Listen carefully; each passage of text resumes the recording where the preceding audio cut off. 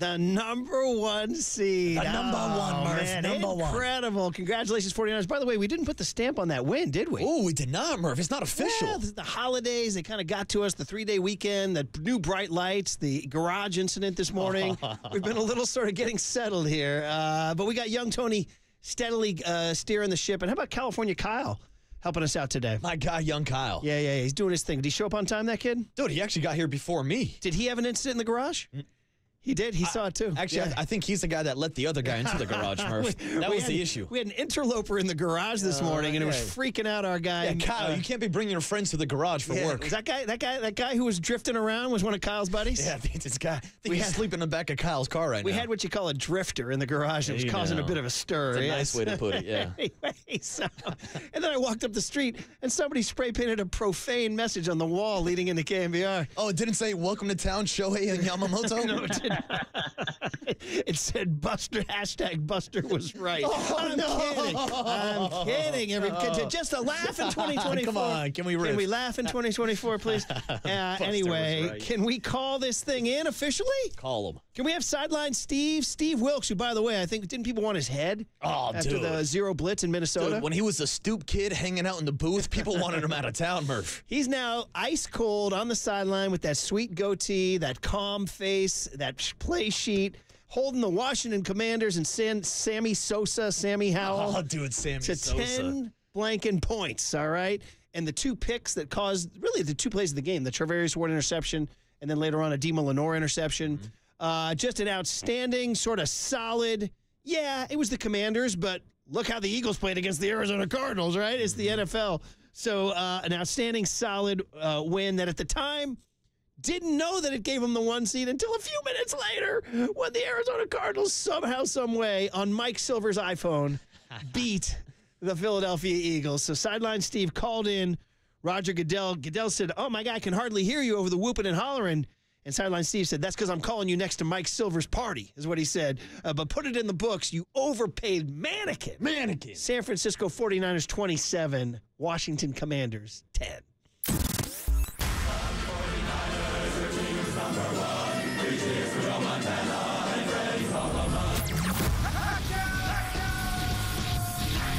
Beautiful people. Beautiful people. Bang, bang, Niner gang.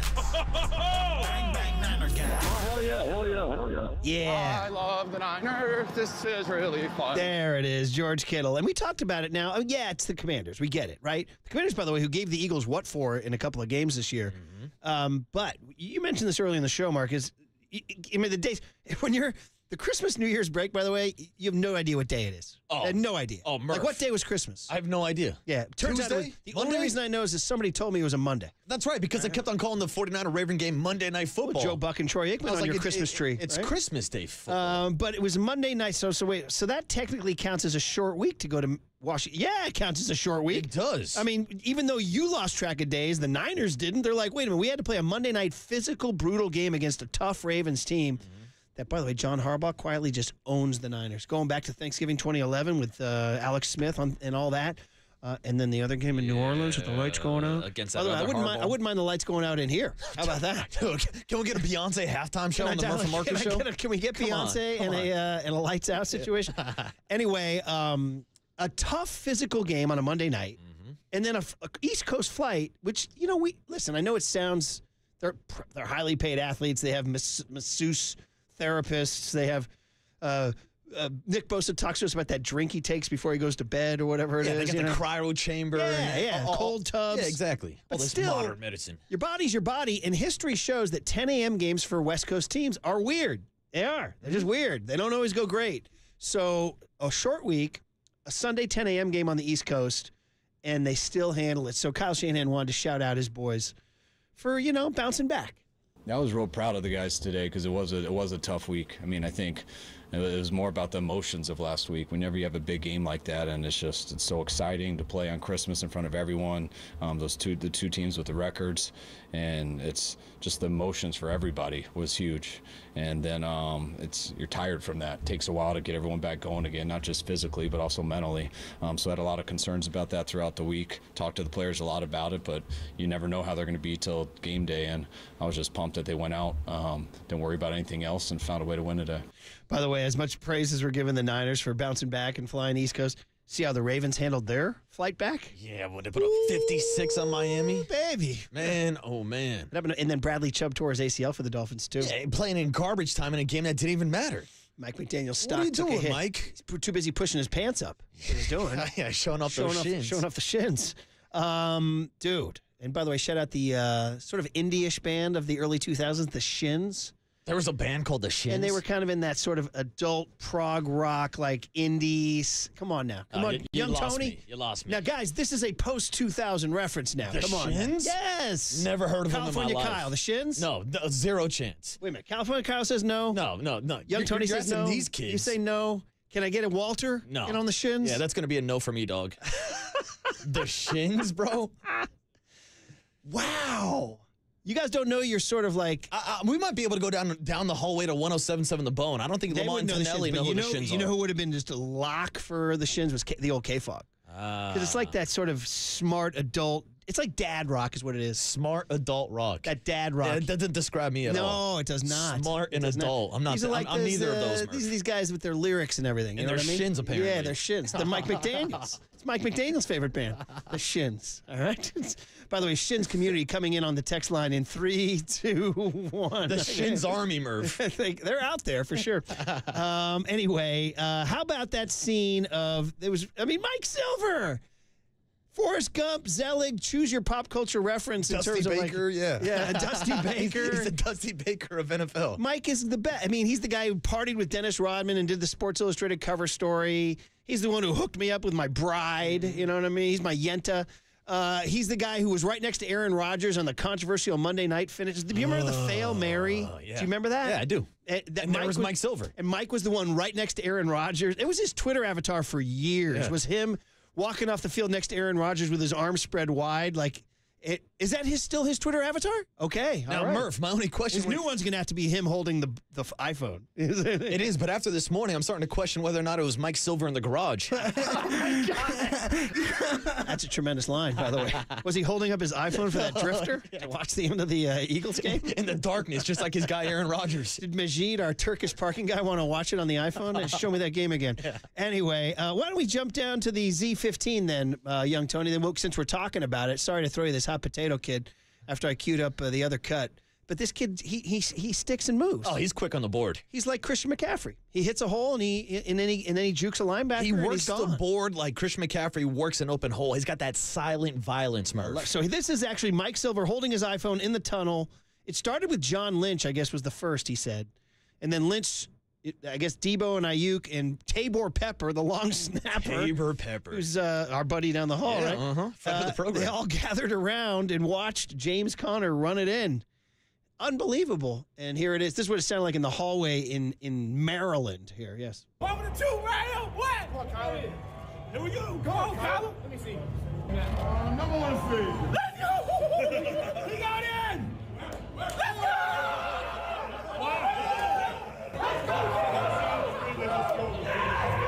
That's pretty fun. The Debo was hyped. Did you hear that Mike's iPhone is always like 30 seconds behind because it has to bounce off a satellite in space? Yeah. That somebody from the Chronicle texted him. He's like, oh my God, the Eagles, whatever, that texted him. So he threw it on Debo, immediately. And so, but no, they were all watching the game. Yeah. And then the text showed up on the screen. Oh, spoiler alert. That's happened to me. You have to put your phone on Do Not Disturb, don't you? Oh, if I record any live sporting event, I go airplane mode and I try not even look at my phone, Murph. Yeah. Because you'll get texts, you'll get notifications. I got a funny story from Christmas night. So my brother's hosting. Shout out Judge Kevin, and he has my sister and him and his Aunt Laura and Connor, my nephew, and then the Murphys come over. Mm-hmm. Me, Candace, Declan, Rory, and my brother says, "Here's how it's going down." Because he's monster Niner fan, monster, and he says, "Here's how it's going down." Because we're going to watch the first quarter. Because 5:15 kick and Christmas dinner, dude. Yeah. You know? I was going to say, did you go early dinner? Or tell me your No. game plan. Tell me your game plan. Here's what he laid down. And this is my older brother. I got to go with what he says.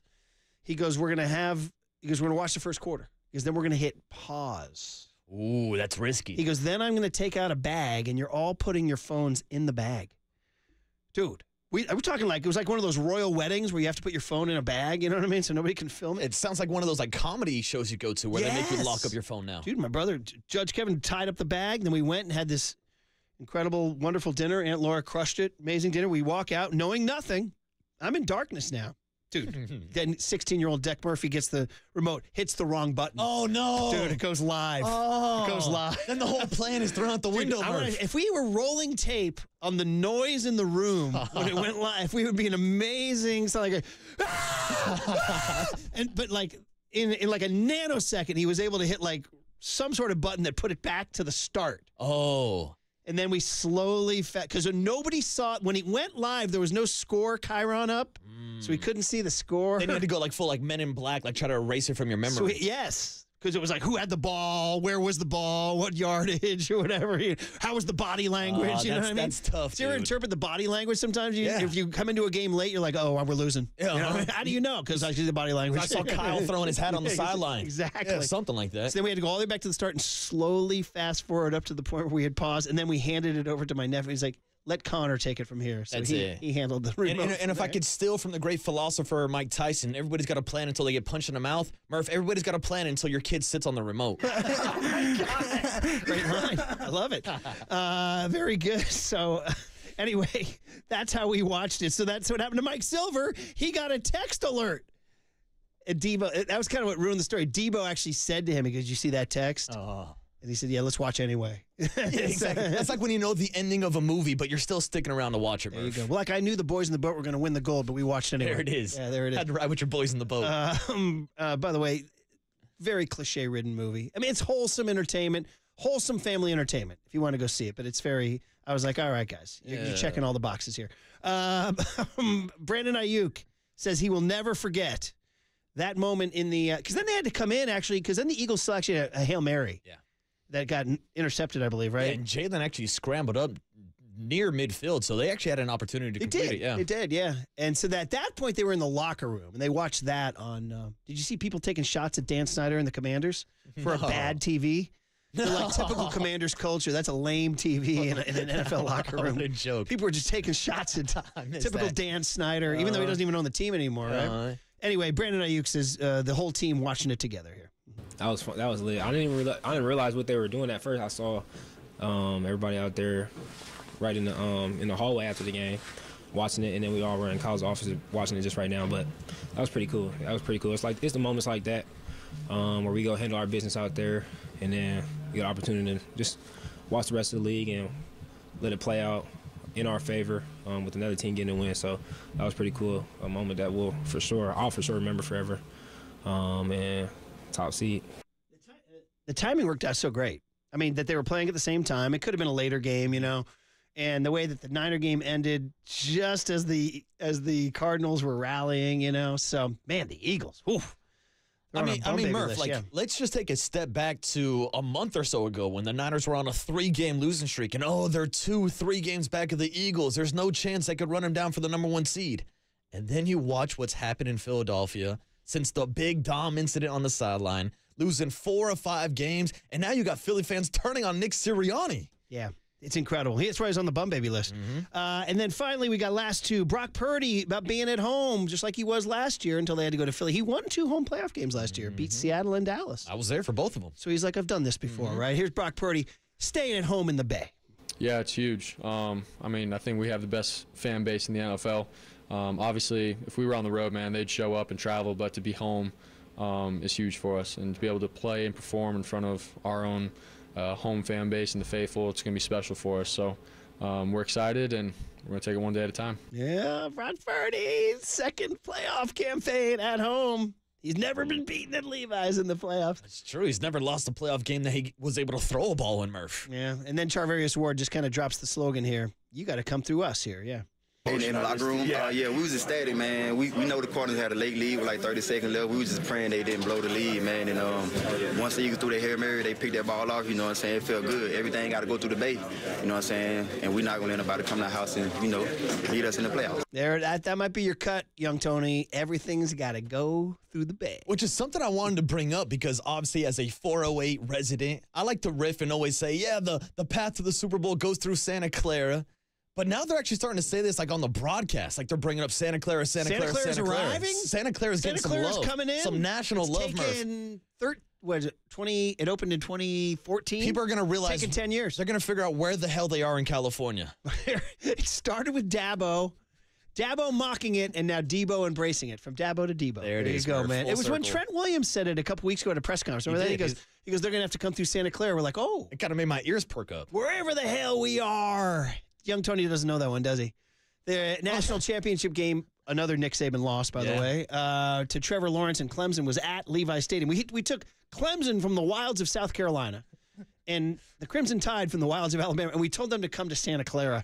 You want to talk about culture shock? These two fan bases, like, what is this? What is this? I mean, thing? they literally didn't know where they were. What is this great America? Where are we? Great America. And Clemson won the game, and at the end of the game, Dabo Swinney, all excited, jumping up and down. They're pouring Gatorade on him. He goes, we came all the way out there to wherever the hell we are in California, and we won this thing. And it's in the system. Oh, yeah, you can find it. Anyway, there's your big hit. Niners win the 1 seed. Did we determine what team you fear, or do we just want to let it? Let's let this play out this weekend. Yeah, I was going to say, let it play out this weekend. But again, does it really matter? Is there anybody in the NFC that you fear? I'm just going to say beware. Hey, stay on cutting edge here, buddy. Let's just stay appropriate fear. Like if it's the Packers, I'm going to be on edge. You know what I mean? If it's the Rams, I'm going to be on edge. Even the Eagles, as bad as they are, I don't know.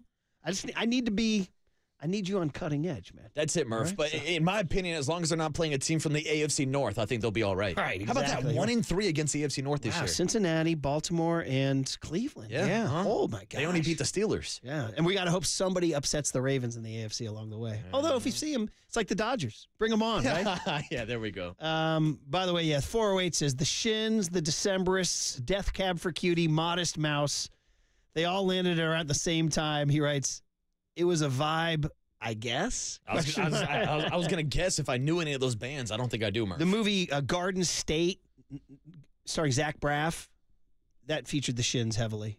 Anyway, shout out the Shins. Yeah, good Shins digression today, Murph. Right. Somebody said, hey, did you know that 415 says when all your phones were in that bag together, they were stealing each other's info? Is that what happens? Well, that's the thing. Now when you touch the tips, Murph. Okay, well, there you go. Pause. Are you saying, yeah. Yeah. I'm going to stop right there. Let's get to Fred the cooler. Warner's coming up, so we're only like a quick cooler. We'll have to return to it because as young Tony said on a over Christmas break text to the group, the cooler is, I believe he called it thick. With 3 C's, Murph. Okay, 3 C's. Thick with 3 C's. All right, got to make sure I get that. In Roman numerals, that's 300. Yeah, I believe, if you know, you know. All right. All right. But Fred Warner at 8:30, so it's going to be like the shortest cooler of all time because the big hit was too much fun with the Shins digressions and the other stuff that went on. But so that, and then Fred Warner at 8:30. Mm-hmm. Then we can get back to the cooler on KMBR 104.5 and 680, the Sports Leader. Everything got to go through the bay, you know what I'm saying? And we're not going to let nobody come to the house and, beat us in the playoffs.